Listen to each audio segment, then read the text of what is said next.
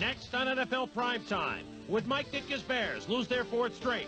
Or would it be the Rams and Jim Everett losing their third in a row?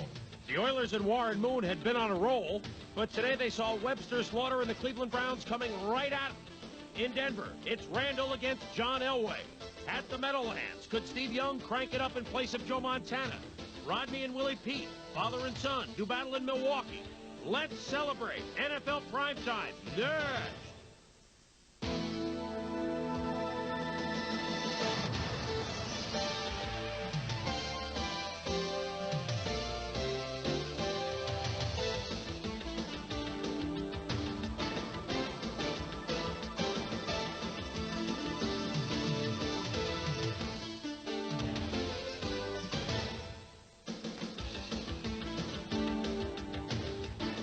Hello once again, everybody. Welcome to NFL Primetime. I'm Chris Berman. Week 8. We are at the halfway mark. And to help us explain how we got that far, I call in the three Musketeers. Tom Jackson, Pete Axthelm, and John Saunders. Let's get you updated, though, first on the late games. Aren't many of them around the NFL. With 2 minutes to go now at Mile High Stadium, very intriguing game between the Eagles and Broncos. And the Eagles lead that 28-24, a couple of touchdowns for Keith Byers in that contest. Surprise at the L.A. Coliseum, it's the Raiders all over the Redskins, 37-17. Steve Berline has started and looked very good. Bo Jackson has looked strong, and the Redskins are turning the ball over with great rapidity. No-dos on sale at the Kingdome as the Seahawks lead the Chargers 10-7 in the fourth quarter. Game has been a snoozer, and a final at the Meadowlands. The 49ers beat the Jets 23-10. Big game between a couple of teams who began the first 4 weeks of the season undefeated. The Rams and Bears once each were 4-0, but the Rams came into Soldier Field today, losers of their last two, and the Bears had lost the unthinkable 3 in a row, the only time it's ever happened under Mike Ditka. So the Bears trying to regroup. How do they get off the schneid? The Rams had their sights set on breaking their losing streak too, and they had their sights set on Mike Tomczak, leveled by Mike Wilcher. Then Kevin Green and Wilcher nailed Tomczak. Ditka not happy with his offensive line or Kozlowski's play, but Jim Everett also looked like a tentative quarterback today. Everett looks for Henry Ellard, Dewerson deflects, Marcus Paul with the INT. No one's touched him, he gets up, and will go 20 yards. First half, all defense, tentative offense. Mike Tomczak had big-time problems.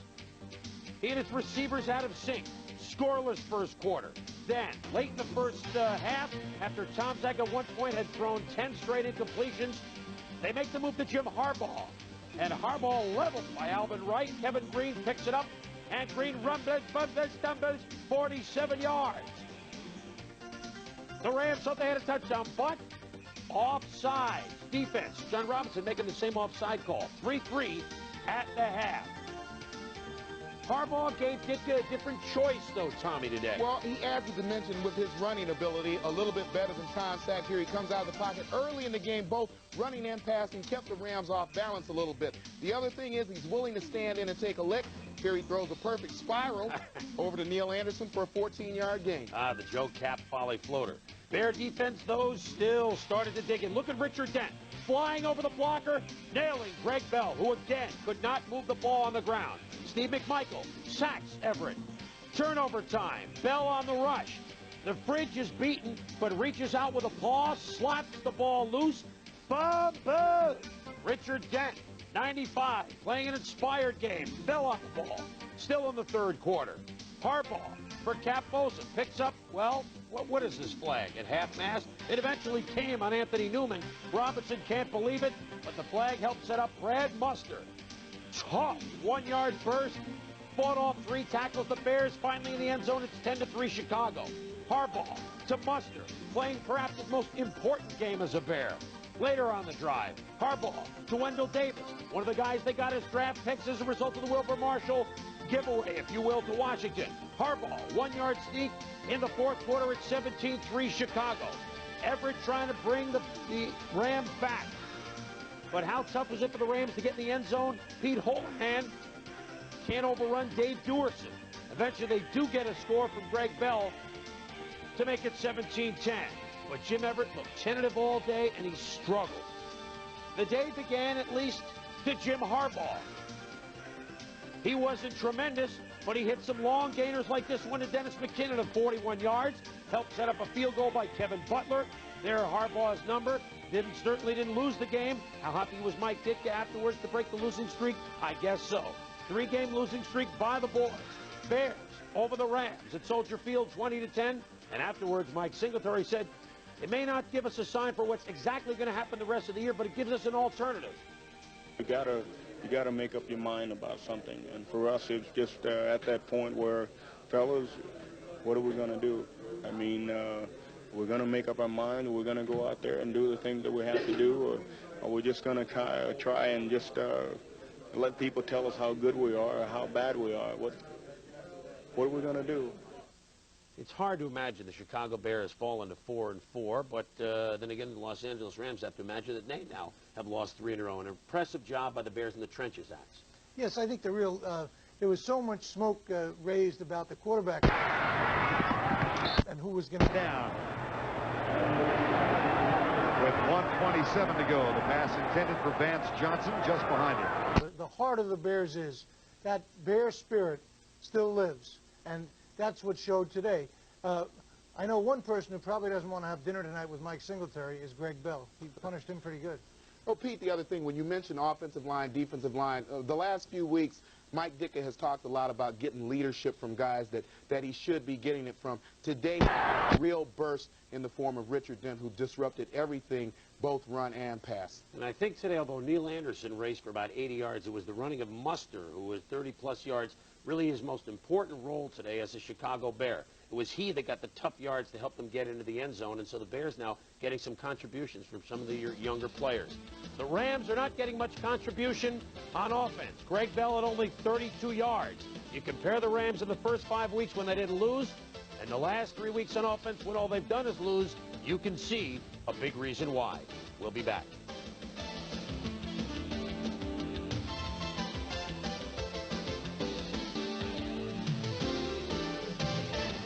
NFL Primetime is... The coordinator stands in front of Buddy Ryan. By the U.S. Navy. You are tomorrow. You are the Navy. Once again, the area that you attack. And by the Hartford, the insurance people of ITT. When you need us most, we're at our best. The drawback possible. Welcome back to Primetime. Pretty hot game in pretty chilly Denver this afternoon. The Broncos have gotten into Eagles territory. Under a minute. In the end zone, Sewell. Incomplete. 46 yards called back, but the Raiders still handily in front of the Redskins, 37-17 in the fourth. And a final now from the Kingdom. The Seahawks win for the first time in 4 tries at home. They beat San Diego 10-7, 10th out of the last 11 games. They've beaten the San Diego Chargers. Falcons and Saints. Atlanta, it seems every week they're on the road. This is their 5th road game of the year, and going into this ball game, they had yet to win. There's the effort by the safety. I can't see the number there, Vern. That's Waters, Andre 20. Waters. Andre Waters, a heck of a play. In the hunt. Dalton Hilliard, the story in the first quarter. Hebert to Dalton Hilliard. Hilliard would run for 17 yards. On the next play, Hebert said, you know, I like this guy, number 21. He throws to Hilliard for 9 yards. 2 plays later, they give it to Hilliard. Ironhead with a block of sorts, 15-yard run for Hilliard. Then, we try Dalton to the right side. He busts off for 7 yards. Then, Hebert scrambles. Guess who he's going to look for? Hilliard. Yeah, good idea, Tom. Hilliard, untouched, into the end zone, 21 yards, accounted for all 69 yards of the Saints' opening drive. They lead it 7-0. Falcons offense, non-existent. Pat Swilling had 3 sacks of Chris Miller in the first half. This time the fumble recovered from Frank Warren. Have we seen this before? This is later in the first half. It's very much like an instant replay here. Swilling back to throw, Miller back to throw. Swilling makes the hit, and Warren gets the recovery. The Saints lead it 10-0 at halftime. Jim Finks on the sidelines looking on. Second half, though, Chris Miller hung in there and started to turn things around. It's a dart to John Settle for 10. Dan looks for his rookie receiver from Northern Arizona, Sean Collins. 18-yard touchdown. The Saints, who held Atlanta to 4 yards total offense in the first half, now only led it 13-7. And then prime time. Deion Sanders on the kickoff return. Let's get it go. Finally goes out of bounds. But trailing by only 6, 13-7. It got Atlanta in the range. And while Atlanta was in range, the Saints offense starting to sputter. Hebert loses the football. Atlanta has 1, 2, 3, 4. Rumbling, bumbling, stumbling. They had 5 shots to pick up the football, but they couldn't do it. Stan Brock saves the day. But Atlanta does tie it at 13 all. And then Hebert says, my goodness, we've outplayed Atlanta, but we might lose the game. He hits Eric Martin after Charles Dimry gambles. Martin picks up 50 yards. And guess who's the hero of the day? Sure, number 21, Dalton Hilliard, with a late touchdown. 93 yards rushing, 97 yards receiving. He had a marvelous day. A pair of touchdowns. Marion Campbell says, you know, we played the Saints tough, but we can't beat them because New Orleans beats Atlanta by the count of 20-13, and home never looks so good for Atlanta next week. Phoenix at Dallas, and the Cardinals get Freddie Joe Nunn back after being suspended for substance abuse for 30 days. He was abusing Paul Palmer. Here he gets him once, and watch him beat Nate Newton. Freddie Joe Nunn amazingly quick off the ball, blows by Newton before he even sees him to drop Paul Palmer. And then Nunn into the backfield, nailing Palmer. Palmer says, boy, I thought I was happy to get a new start at Dallas, but at least not on this day, because Palmer tries to avoid Nunn, and Michael Zornick runs him out of bounds. The woes continue. Steve Walsh, the perfect bullet to Palmer. No. Dallas tries it again, but guess who's there? Michael Zornick right there. Palmer picked up 33 yards rushing on the day and an Excedrin headache, number 42. But it wasn't only Palmer that Walsh was having trouble hooking up with. Here's Kelvin Martin. No, can't hold on. Now with Phoenix leading at 6-3 in the third quarter, Walsh is dropping back. Cedric Mack tips it, and Michael Zornick picks it up. Just Saturday night, he and his wife, baby boy, Mike Zornick Jr. On Sunday, he returns an interception for a touchdown. Congratulations, it's 13-3 Cards. Walsh to Derek Shepard draws Dallas within 16-10. Steve Walsh throwing for 264 yards on the day, and Jerry Jones, as he's done all year, on the sidelines inspiring the squad. Late in the game, Phoenix punting. Derek Shepard was cut from New Orleans early this year because of a case of the dropsies. No, not again. Yes, it is. Phoenix recovers the fumble. Jimmy Johnson and Shepard see a game slip away as the Cards win it by a count of 19-10. In 5 years as coach of Miami and Florida, Jimmy Johnson 52 up, 9 down. 8 games as coach of the Dallas Cowboys, none up, 8 down. What a change it has been. We've got more highlights from Week 8 coming up here on Primetime. But first, we told you the Saints are back at 500, and their defense has led the way. Their 3-game winning streak, you see in the total on the right, has been keyed by the D. Stay with us. Holy defense back here.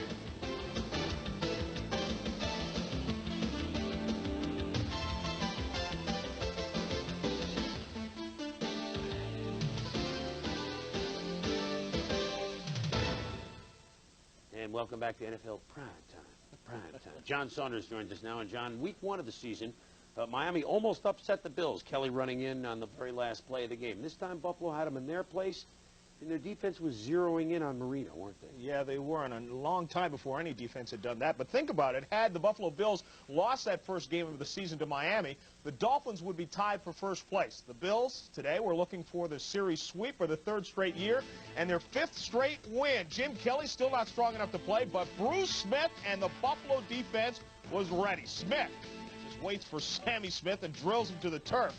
Smith, a dominant force as usual. The Bills pressured Dan Marino constantly, and Marino isn't used to that. Under the heat, he fires. It's picked off by Cornelius Bennett. The Bills in business with good field position. And Thurman Thomas out of Oklahoma State, the right side, takes it to the sideline. And then watch the cutback, goes 30 yards, takes it in for the touchdown. Not too many people do it better than that, Tom. Thurman Thomas is probably as good a back as you'll see in this league. He has excellent moves, a burst that gets him through the line of scrimmage, and once he gets to the sideline, what you like as a coach is cut back and really turn it on right there, shifted in the 4th gear. Yeah, that's picking up speed in a hurry. The Bills are really hungry for the sack of Marino. 19 games since he's been sacked, but Jeff Wright gets in there, gets him at the 1. First time in 759 passing attempts that Dan Marino was beaten, and he was beaten badly on this one. Well, Jeff Ulenek gets the center, turn, gets his shoulders by. Marino just can't avoid it. Marino goes down twice in the game, but Frank Wright didn't throw the ball too often. but when Wright did throw the ball, he made it count. Finds Don Beebe, 63 yards for the touchdown. Only 9 tosses on the day for Wright, but he had Buffalo on top, 21-3 as he hit 6 of them. Marino gets Miami going in the third quarter. Mark Clayton makes nice moves there between 2 defenders, takes off with everyone chasing him, picks up a block into the end zone for the touchdown. It's now a 21-10 game. But that man, Thurman Thomas, was at it again. You can't say too much about Thurman. Once he catches the story, always got the great vision, makes a nice little hurdle there, always refusing to run out of bounds, gets every yard that he can get. Career high 148 yards, and Don Shula would have a big decision. 4th and inches at the Bills' 47. Give it to Sammy Smith. Smith is just stopped cold by Bruce Smith, and the Bills were fired up. This is one of my favorite linebackers in the league. This is Cornelius. Started outside, came inside, and there he is getting another piece of Marino. And there's Bruce Smith getting a piece of Marino. Dan Marino not used to that, and when you're pressured, this will happen. The pass is tipped. It's picked off by Kirby Jackson, his second of the game. Some shifty moves. He goes 40 yards and takes it down the sidelines into the end zone for the touchdown. 31-10, the Bills on top. Dan Marino, if you read lips, you know Dan Marino's not a happy guy as the Bills win it. Dan Marino's 19 straight without being sacked. That was an NFL record. The Bills are now 6-2. They had 280 yards rushing. In Indianapolis, that's Tony Eason of the Patriots not playing. But on the other side of the field, Tom Ramsey used to play for them. He set up the signals, so Eason had to hide behind the coaches. Meanwhile, Jack Trudeau to Bill Brooks. And then he's almost out of bounds. Laterals it to Andre Rison. 71 yards when it was all said and done. But Trudeau would fumble a couple of plays later, and they would not come away with a touchdown. New England is up 3-0. Trudeau goes to Rison again. 22 yards. His first touchdown in the National Football League. Now, give the guy credit. You've got to celebrate something like this. Unsportsmanlike conduct demonstration number 85 and 80 will penalize on the kickoff. Come on, the guy's first NFL touchdown. Give him a break. Rison pays for it. Johnny Rembert says, "You're going to hot dog a little bit? I'm going to knock you to the turf," and the ball goes flying. Tony Eason sending in some more plays behind his coaches. They don't want the Colts to pick this up, and Steve Grogan, he catches the play. First he hits Sammy Martin, puts him over 25,000 career passing yards. Then Cedric Jones hauls it in to tie the game at 10. Eric Dickerson says, "Call the doctor. I got to get out of the game. The hamstring is still hurt, and the Colts are down 13-10. And Ivy Joe Hunter takes control. And Ivy Joe Hunter obviously taking some lessons from ED because he's learned how to make that nice slice through the line of scrimmage. Does it a couple of times right there. 3 consecutive carries, picks up 20 yards. Steve Grogan with 3 minutes left to Hartley Dykes for 8 yards. Then Cedric Jones, 13 more yards into Indianapolis territory. Then Eric Sievers, who had 5 receptions for 91 yards. Mosi Tutupu down to the 3-yard line. And then John Stevens on the handoff. Bowls it in, and the Patriots take a 20-17 lead. Indy ties it on a field goal, but into overtime. Eason still sending in the signals. Looks over at Tom Ramsey. Did you get that? Well, if he did, he didn't tell his teammates because Grogan connects 27 yards to Sammy Martin, who stays in bounds, which gives Greg Davis, on his 24th birthday, a chance to win it. He had missed a 46-yarder in regulation. This is from 51 yards. And happy birthday to Greg Davis because he knocks it through, and the Patriots win. 28 completions in the 46 attempts. Those are career highs for Steve Grogan. 355 yards as well. Ray Berry's 9th win against just 2 losses against the team that he starved for in Baltimore, and the Patriots come away with a big win on the road. Yeah, it saves their season, and what the Colts loss and the Bills win mean combined is that Buffalo owns a 2-game lead now in the AFC East. Bills doing it on offense. Now, last year, everybody got on them for the conservative play calling. They were a little more conservative today with Frank Reich at quarterback.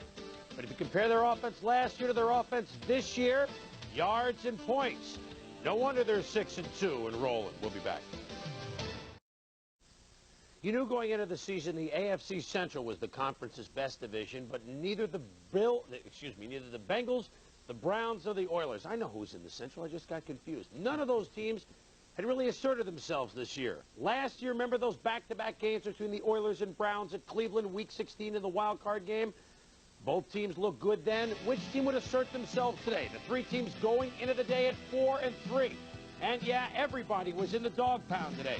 First quarter, 3rd and 13. Warren Moon, not flustered, hits Haywood Jeffries for a touchdown. It's a 7-0 Oiler lead, and Jeffries working against the main dog. Working against one of the best corners in this league, Hanford Dixon, and this is planned. They work on it all the time, throwing behind the receiver. Defender doesn't have a chance to focus in. Touchdown. Houston looking controlled on the road, but again, they won that playoff game in here. Deep from his own end zone, Warren Moon to Drew Hill. Also beats Hanford Dixon. It's a 50-yard play, and the Oilers in the first half look to have things going their way.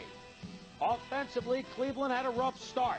Bernie looked good on Monday night, but looking for Ozzie Newsome, the only pass he threw towards Ozzie all day, Bubba McDowell picks it off. There's a flag on the return. Oilers get the INT, but not the touchdown.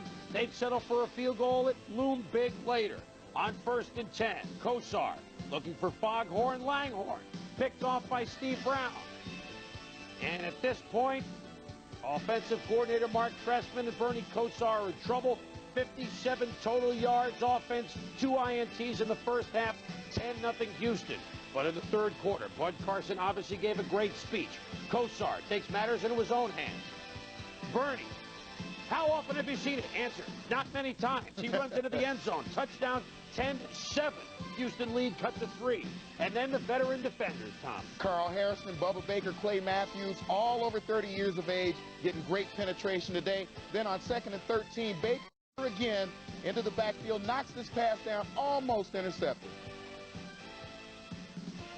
Then, after the old defenders come through, watch the play. The flea flicker, Metcalf back to Bernie. To Webster, Slaughter, look at him go, he's wide open, 80 yards. The Browns, turning new pages in their playbook, lead at 14-10. On the next series, though, the Oilers have the answer. Warren Moon going to Curtis Duncan. Beats Felix the Cat Wright and Frank Minifield. Down to the 1. Rozier later scores 17-14 Houston. What a game this looked like it would be. Next series, Slaughter against Patrick Allen. And Patrick Allen makes a fatal mistake, cuts across the field trying to intercept the ball instead of going downfield with the receiver. Webster Slaughter off to the races. 77 yards this time. On 2 plays, 157 yards and 2 touchdowns then. Metcalf, Langhorn, Kosar. Metcalf sneaks out of the backfield, makes the leaping catch on the razzle-dazzle for 25 yards. And then, have we used all the plays that we have yet? No, I think there's one more. Bernie tells the ref, didn't tell the Oilers. Kosar pitches to Metcalf like his father did. He throws it. Touchdown to Langhorn, 32 yards. Cleveland leads at 28-17. And with the lead, the Browns were teeing off on defense. Warren Moon, nowhere to run, nowhere to hide. Thane Gash nails him. As Glanville looked on, this, though, was a guy looking on with some melancholy thoughts. No catches for Ozzie Newsome, the second longest streak in pro football history, 150 games straight with a catch. Goes by the board, but Cleveland wins at 28-17. Meanwhile, the Bengals had lost 2 in a row in the jungle. Into town came Tampa Bay. Things went in 2s, 2 straight losses. Lars Tate with a big run for Tampa Bay of 46 yards, setting up a TD in a 7-0 lead. Bengals, though, come back with a big run of their own. James Brooks. And look at him make the move right there. 42-yard run of his own, which helped set up a 4th and goal, which Eric Ball shakes off a Mark Robinson. It goes into the end zone since he leads at 14-7. Eric Ball hasn't quite gotten that Ickey Woods cutback down, but I think he's got that power move running over guys and getting into the end zone down. He's got the high step, too. On 4th and 1, the Bucks can't convert. Reggie Williams with the big hit on Lars Tate. But the Bucks find another way to score because on their next possession, Boomer can't handle the snap. The safety makes it 14-9. Vinny to Mark Carrier for a reception, and we told you things happen in 2. Vinny to Carrier again. 17 yards, beats Eric Thomas. Touchdown, Tampa Bay. They lead at 16-14. Great job not only of catching the ball, but right here at the end, you see him glance down and make sure I've got the feet in bounds. Eddie Brown wants to be part of the 2's formula. Boomer's pass. Oh, Eddie. Could have been a touchdown. But he comes back. Catches the 9-yard zip for a TD. 21-16 Cincinnati at the half. Jasper was the 1-2 formula on plays. It was the same way later on. The Bucks Fumble. Tim Crumrye picks it up. And on the Bengals' ensuing possession, James Brooks. 4-yard touchdown. Look at the move. Don't even hit me in the end zone. Don't even think about it. 28-16 Bengals. Third quarter. Brooks with 131 yards, first back in 21 games to get 100 yards against the Buccaneers. Reverse. Brooks hands it to Tim McGee. And watch Boomer. I really don't want to block anybody, but I'm out there anyway. And a big pickup for McGee. And a few plays later, Boomer to McGee, 14 yards, touchdown, 35-16 Cincinnati. Boomer less than 200 yards, but his 5 touchdown passes ties his own team record. And then another lefty, Eric Wilhelm, steps in to hit Tim McGee for 46 yards. The Bengals scoring touchdowns on 7 straight possessions, rolling the Tampa Bay Buccaneers 56-23. And this is a Bengal team that hadn't reached the end zone for 7 quarters. They score on 7 straight possessions. And Axe, I know you were very intrigued by the way the Bengals were punching it across. Well, I was particularly intrigued with the fact they were still throwing touchdown passes ahead 49-16. I think there's 3 possible reasons. One is because the points might be involved in a tiebreaker. Another is because they certainly want to get work for that crucial man in their roster, Eric Wilhelm. And the third is they were simply running it up. Well, 2 out of 3 isn't bad. I won't go for the tiebreaker part. Looking at the list of tiebreaker things, points in non-conference games are only slightly more important as hours of dignified community service. Well, one service that the Bengals did do was the 3rd highest score in the 80s. The Bengals' 56 points today puts them on a pretty good list in the 80s. Community service, I don't know the way they think about it in Tampa Bay, but this is the way it stacks up. We'll be back with the late highlights. Stay with us.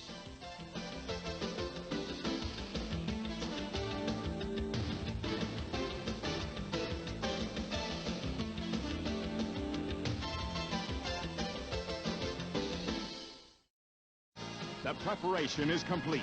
Now it's time for Game Day. College Game Day previews all the gridiron excitement Saturday morning on ESPN.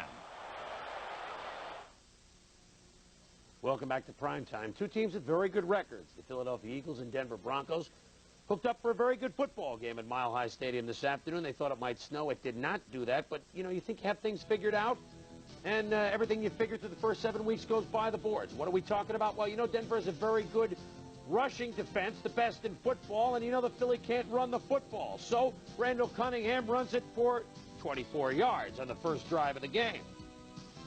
And you figure that's an aberration, but when Randall handed the ball off on regular plays, like this one to Anthony Toney, he finds a big hole in the left side. It's first down at Denver's 21.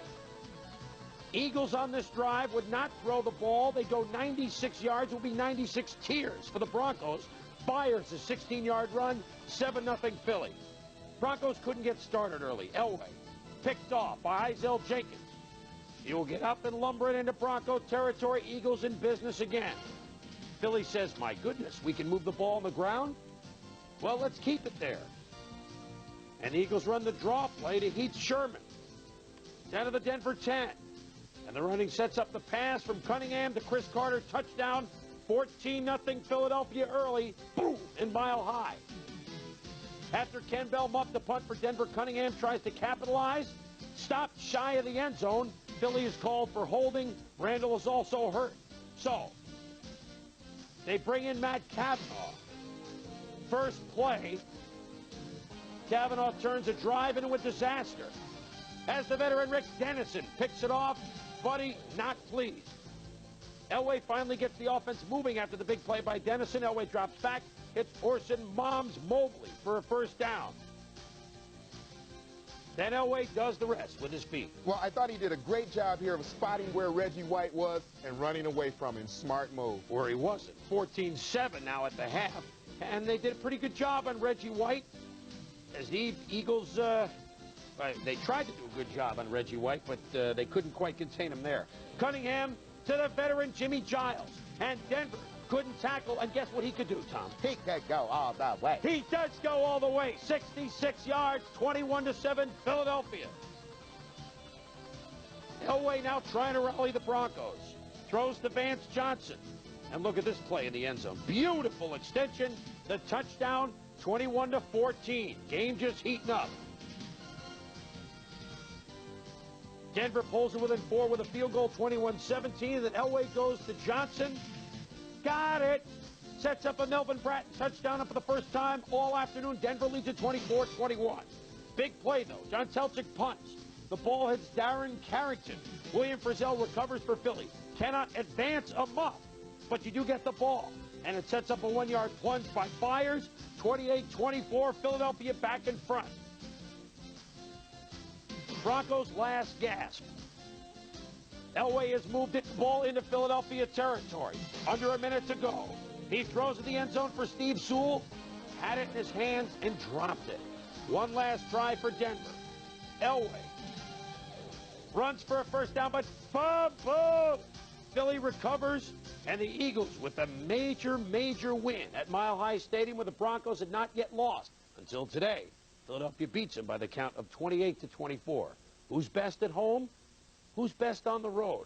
I think the road, you might have a good guess. At home, though, Denver falls from the ranks of the unbeaten.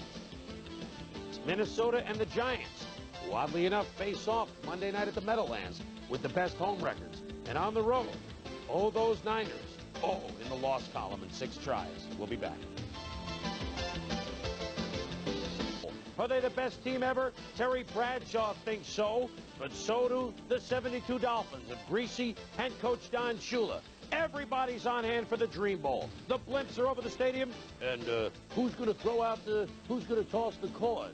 We're ready to rock and roll. The Dolphins and the Steelers on Dream Bowl at 8:15 Eastern Time. You do not want to miss it.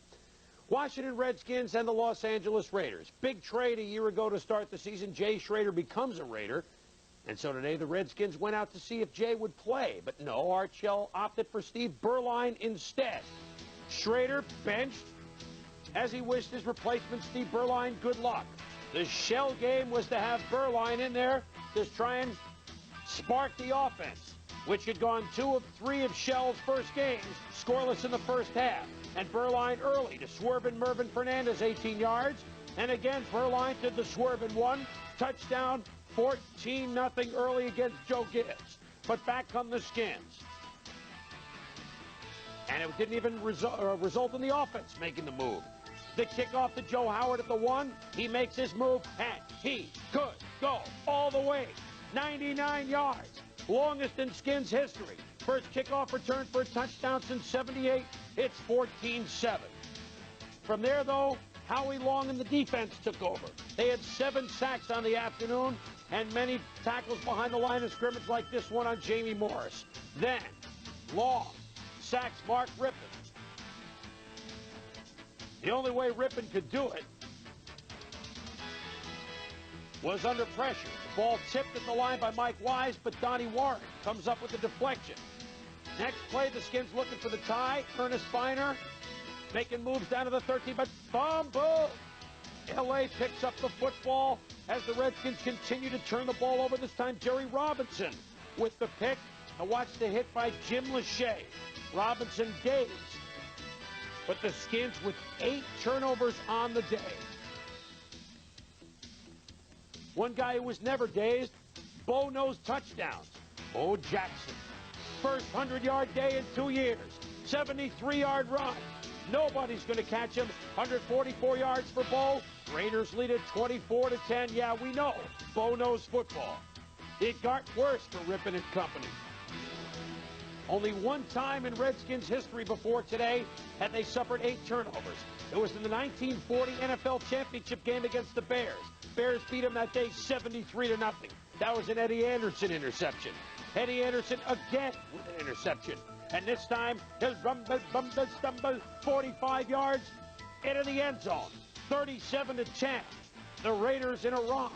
The Skins score a couple of late touchdowns, but it doesn't matter. 37-24. The silver and black is only 2 back. Lions and the Packers at Milwaukee. And the Pete's son Rodney, Father Willie, meet before the game. We're going to meet at home plate, guy. We're going to meet at home plate. How you doing? Good. Willie Pete, assistant coach under Lindy and Fonnie. Rodney Pete, quarterback of the Lions today. What a nice, nice affair for father and son. And Rodney made Dad's job a little more difficult when he found Richard Johnson down the sidelines for 39 yards. Then Richard Johnson for a touchdown of 6 yards, 7-0 Detroit. But the real star today, Barry Sanders. Barry Sanders, 123 yards in the first half. He breaks tackles. He makes nice cuts like a little fire hydrant, getting down the field. Well, every fire hydrant I've ever seen has made nice cuts, and Sanders goes 7 yards into the end zone, but illegal block by Keith McDonald. And Wayne Fonts really enjoyed this call.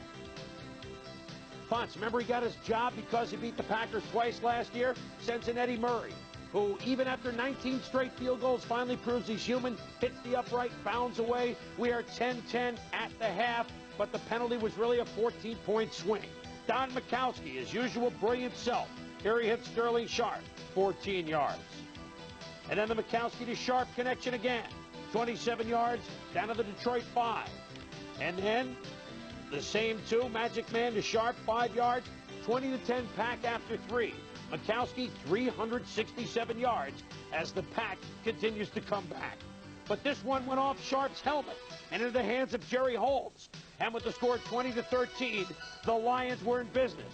A penalty put them back, but Rodney knows what to do when everyone's covered, Tom. And he doesn't only run when he's in trouble. When he sees an opening, he goes for it, and he knows he can reach it and dives into the end zone for the touchdown. We are tied at 20. Minute 37 to go. Look at Barry Sanders run 30 yards before he's finally brought down to the Packer 40. He finishes with 184 yards on 30 carries. But the Lions wouldn't score because they fumble, and Tim Harris recovers for Green Bay. We go to overtime. First play from scrimmage in overtime after the kickoff is handled by Detroit. Intercepted by Mark Murphy on the pass intended for former Packer Walter Stanley. 4 plays later, Chris Jackie jacks a 39-yard field goal. His third of the game, it's good. And the Pack, they don't do it in the fourth quarter. They do it in overtime this time. Green Bay winning late again, winning over Detroit in Milwaukee by the count of 23-20. 100-yard rushers, you know Barry Sanders was one. 300-yard passers, you know Mikowski was one. Let's total them all up when we return. Late highlights, including the Gotham Green, the Jets.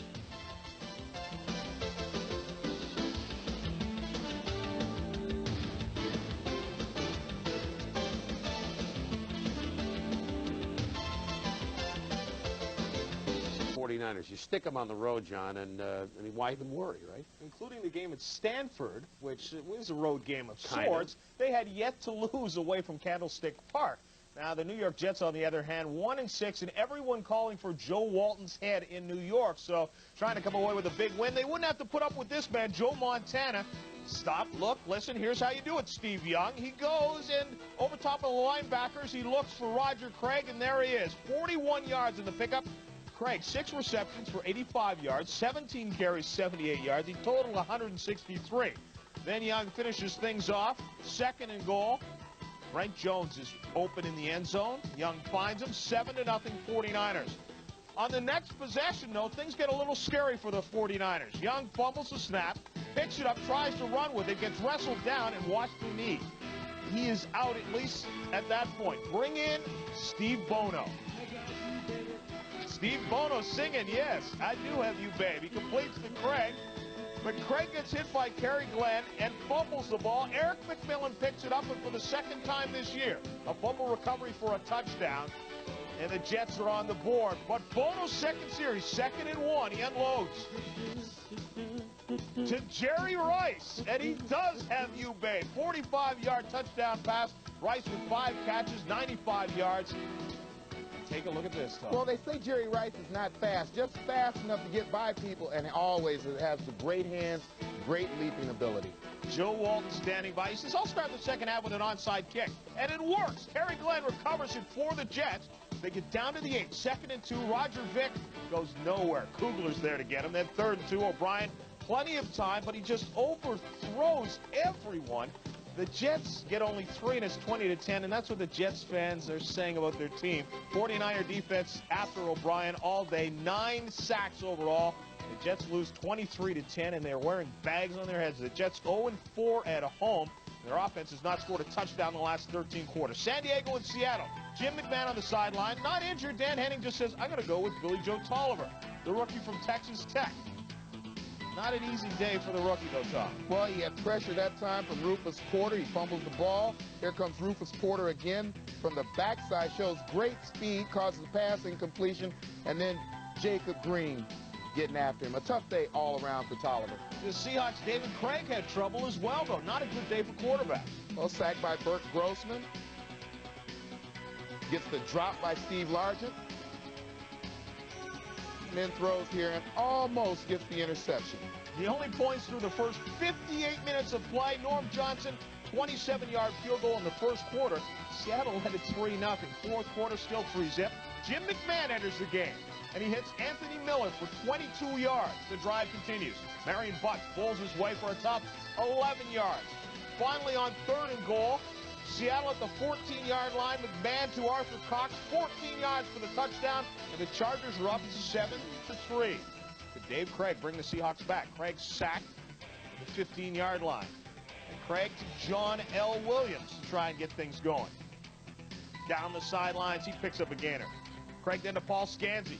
The clock continuing to run. You see it's down to under a minute and a half. Craig the big play to Lewis Clark. Clark cuts it back towards the middle to pick up a big gainer. Then a minute to play to Largent. And Largent has the catch and out of bounds. 1st and 10 at the San Diego 21. Almost a touchdown. Out of bounds to Lewis Clark. Then on 2nd and 10, Craig long and incomplete. A collision there in the end zone. 3rd and 10. Craig to Brian Blaze. One last try, and this time it's for the touchdown, and the Seahawks win it. 10-7 was the final of the game. Seattle has beaten San Diego 10 of their last 11 meetings, and they finally get a victory at home. They were 0-3. The Chiefs and the Steelers. Marty Schottenheimer had beaten the Steelers 7 straight times, but Bubby was back.